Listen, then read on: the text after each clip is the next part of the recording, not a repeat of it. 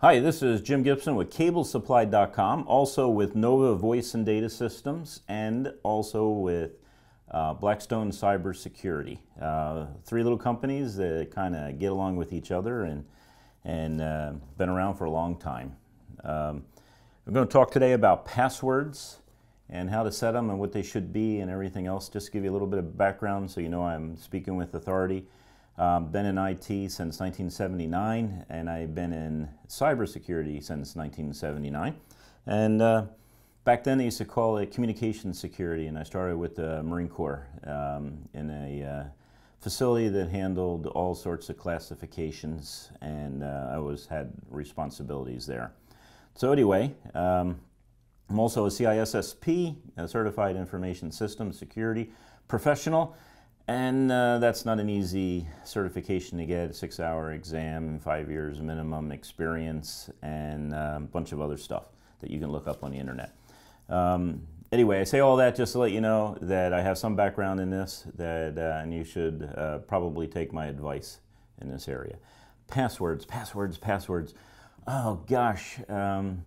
The one area that probably has the biggest problem in cybersecurity is passwords. Also, people. People are the weakest part in cybersecurity. If you build up your system right and you do everything correctly and everything else, people are your weak spot. And it's usually the weakest spot for a person is going to be passwords. There's some rules with passwords. Never share your password with anybody. I saw a little skit they did on one of the YouTube accounts where they were paying people $20, $10, I don't know, whatever it was, if they would give out their corporate password, and the people were willingly giving up their passwords. Never give out a password. And if you're an IT guy, if you're a person who works on systems, and you're asking a user to type in their password, you really need to turn around and face your back towards the screen and make it obvious you're not looking.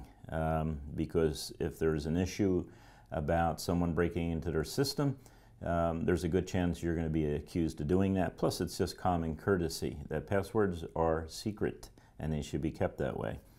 Some of the don'ts. Don't reuse passwords. Once you use the password, that's it for life. You're done. Second thing, passwords should never be stored in plain text on your computer. And if you're a user, you should always remember that if your IT guy comes in and he asks you for your passwords, don't give it to him. You type in the password without, obviously, like I said just a minute ago, without that person looking.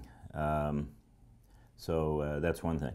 Another thing you don't want to do is never use your name, your birth date, your dog's name, the city you were born in, the first car that you drove, or any other stuff in your password.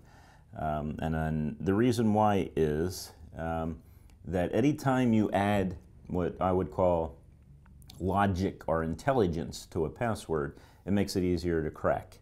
And passwords by people who don't pay attention to the rules of setting up a password, fairly easy to break.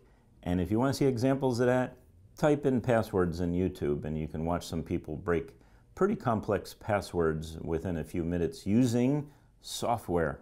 Some people say to me, they say, well, you know, no one's ever going to guess my dog's name. Well, no one really needs to guess your dog's name, okay? Be honest with you. I guess some low-level hackers that do brute force using your keyboard are going to be able, go into Google and Google your life, or maybe they could find it, or maybe they could guess it, or they know you, or whatever the story is. But in reality, professional hackers they do that for other reasons, to break into systems and all. But professional hackers actually have pretty sophisticated software to break into people's systems. And so anytime you use anything that can be found in a dictionary, or variants of anything in a dictionary, it's pretty easy to break in to that account. So remember, anything that makes sense, it's not completely random, it gives an advantage to people who are trying to guess your password. So do not use names, nothing in dictionaries. You know, I heard one person say, well, you know, I use Klingon words. Well, you know, there's actually a Klingon list of words that hackers can buy on the internet that they can install in their software and have the software just jam those words along with the dictionary words, along with S's turned to dollar signs and E's turned to threes, and all sorts of those things that used to be acceptable a couple years ago but are no longer acceptable today. Don't use it, you're going to get caught. Next thing is keyboard combinations. You know, it's kind of easy, A, B, C, D. No, that's already in the dictionary thing. Q, W, E, R, T, Y, you know, you go across the top. People try that all the time. And other type of things. If you use numbers too, that's pretty easy to hack. You know, 1954, 2015, you know, use your different numbers. You know, maybe some significant thing has happened in your life at that time, and you use those numbers to figure out, you know, to remember your password. It used to be that 8 digits, random digits, were considered secure. I don't think 8 digits anymore is considered secure. A little side note here too. If you're watching this, and this is 10 years from the time I recorded it, don't sit there and make comments about password requirements, because 10 years from now they're probably going to be different. In fact, 5 years from now, less, is probably going to be different, because hackers and people who try to hack into the systems, most of them are pretty smart people, and so they can figure out things, and they also, you're not really working against a hacker, you're working against the hacker's software, a computer. So it's a computer to a computer talking back and forth, and they can talk really fast, and they can really jam that other side up with guessing passwords. That's called brute force, of course, but they can do that. You know, go through the list too on YouTube or Amazon, not Amazon, on Google, and they'll give you a list of the top passwords that people use that are useless, completely useless. You know, use the word password and changing the S's to dollar signs. You think that's really nifty? That could be, with software, that could be hacked with less than a second. So it goes through all those, all the stupid ones, you know, that people think they're you know, really clever. Cleverness is not security. Just remember that. Just follow the rules. It's going to be the safest way to set a password. So, 8 digits are out.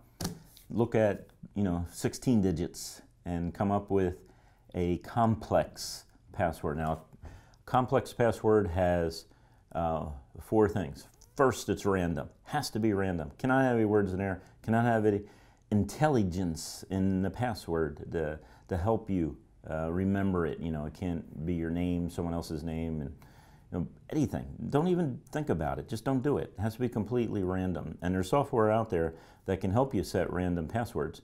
In fact, I got a password generator right on my cell phone. So anytime I need to set a password, hit random generate. I got a complete password any way I want it. How many digits long, everything else, I have it. Okay, these are the rules that you need to remember when you set a password. It has to be completely random.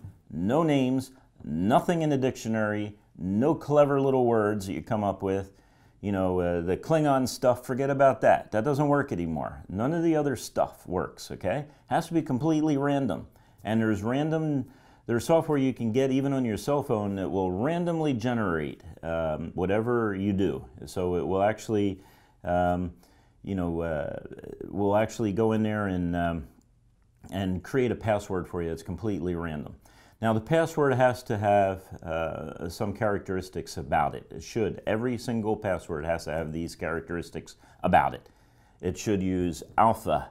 So what I mean by alpha is A to Z, and they should be at least 1 in uppercase, at least 1 in lowercase. So you have to have that. You have to have the letters in there, upper and lowercase. And then they shouldn't be repeats, so it shouldn't be capital A, lowercase a. Just don't repeat anything, okay? Just do it once and that's it. It's done for that password. Secondly, you need to use numbers.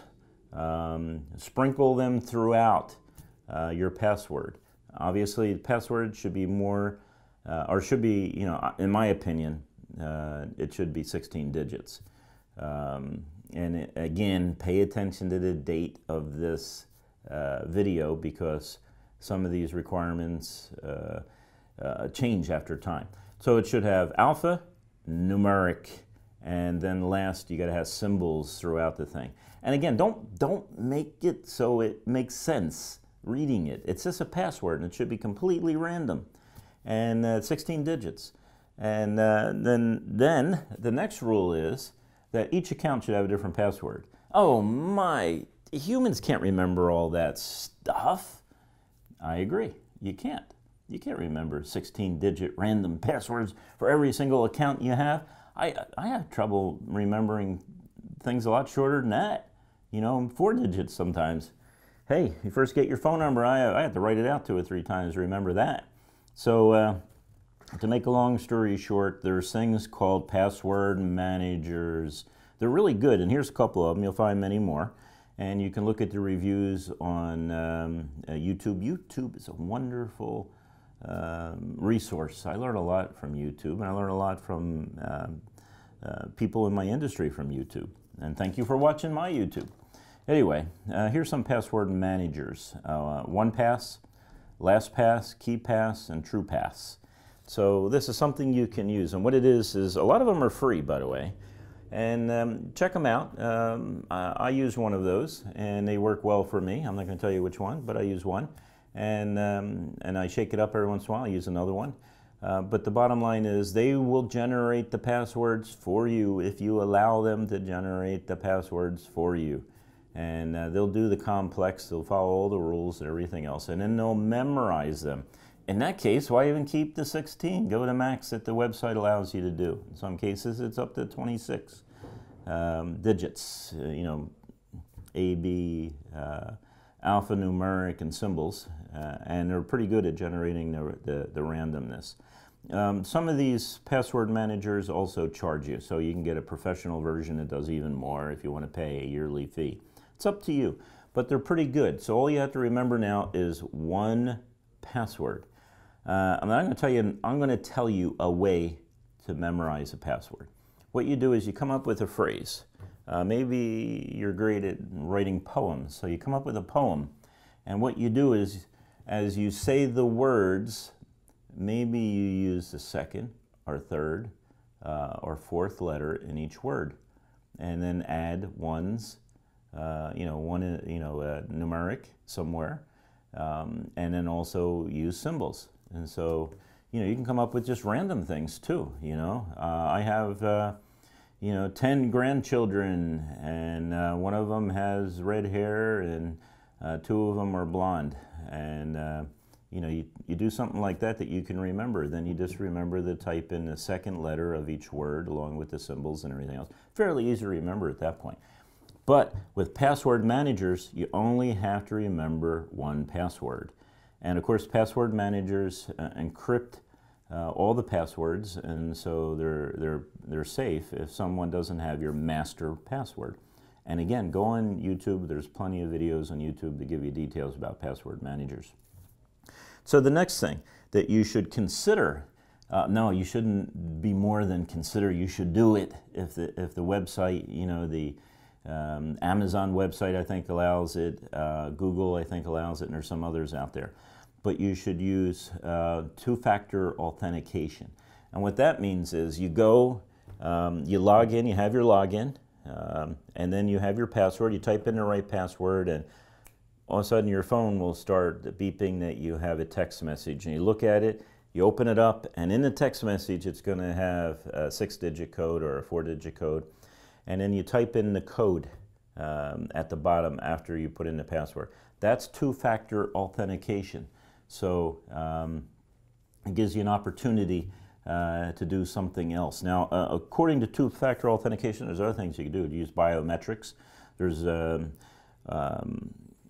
some ways to do that. You can buy a camera that can look at your retina and your iris and all the other stuff, and that's a two-factor authentication.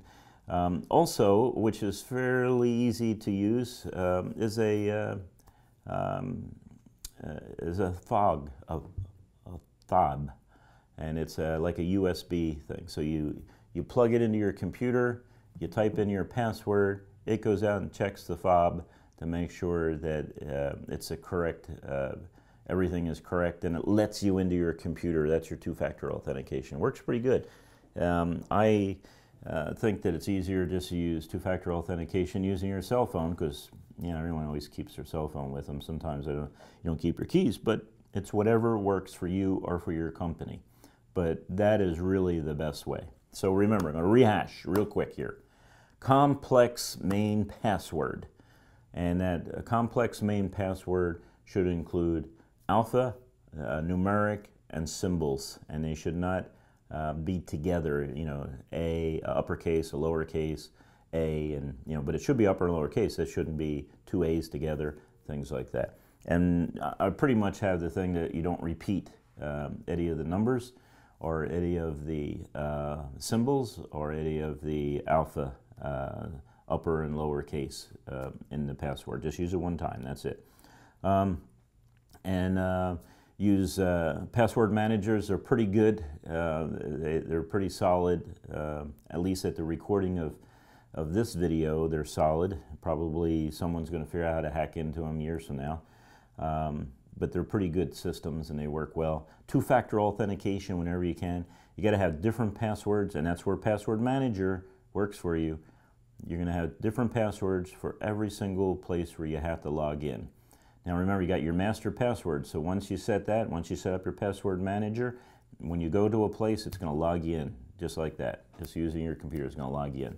And then two-factor authentication, you decide how you want to do it. Cell phone, biometrics of some sort, thumbprint or something like that, or fob, and do it that way. And that way your password is going to be secure. Now the last thing is, passwords have a lifetime, and they should be changed on a regular basis.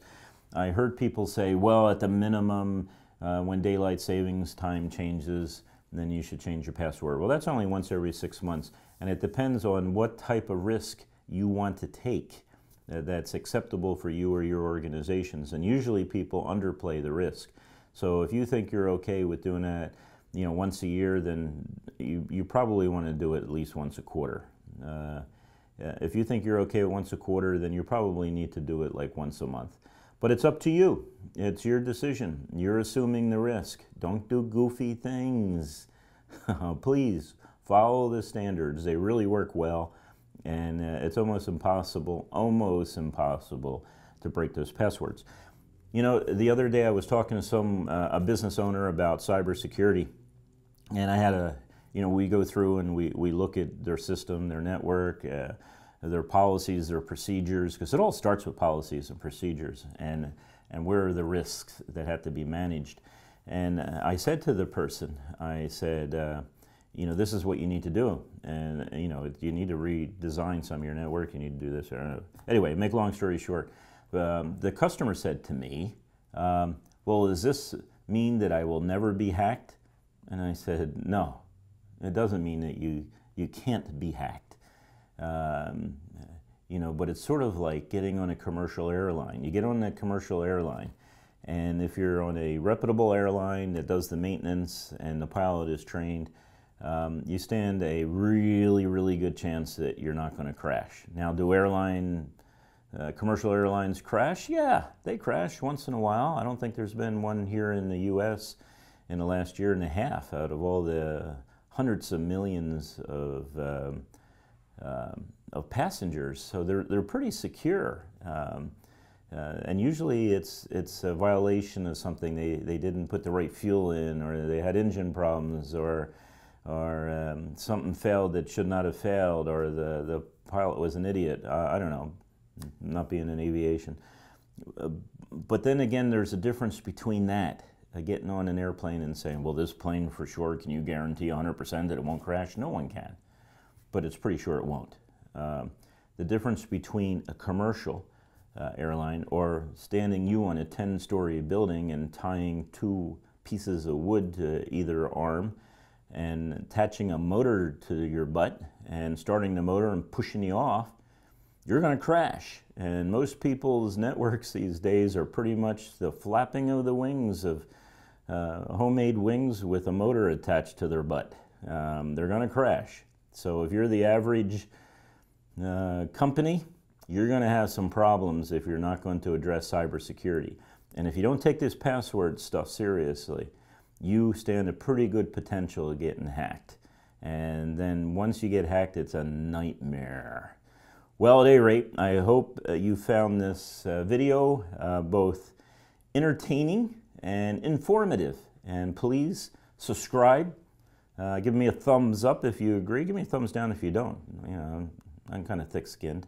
Don't care. But I'm thankful that you watched it. And if you're looking for IT equipment and parts, please, please, please go to our website at CableSupply.com or visit us on Amazon. And then if they have it in stock, then you can get it the next day. But thank you for watching. You have a great day. Bye. Hi, this is Jim with CableSupply.com. Hi, this is Jim from CableSupply.com. Hi, this is Jim with CableSupply.com, and today I'm going to show you how to cut a hole in the drywall. This is David signing out. You stay classy, Internet.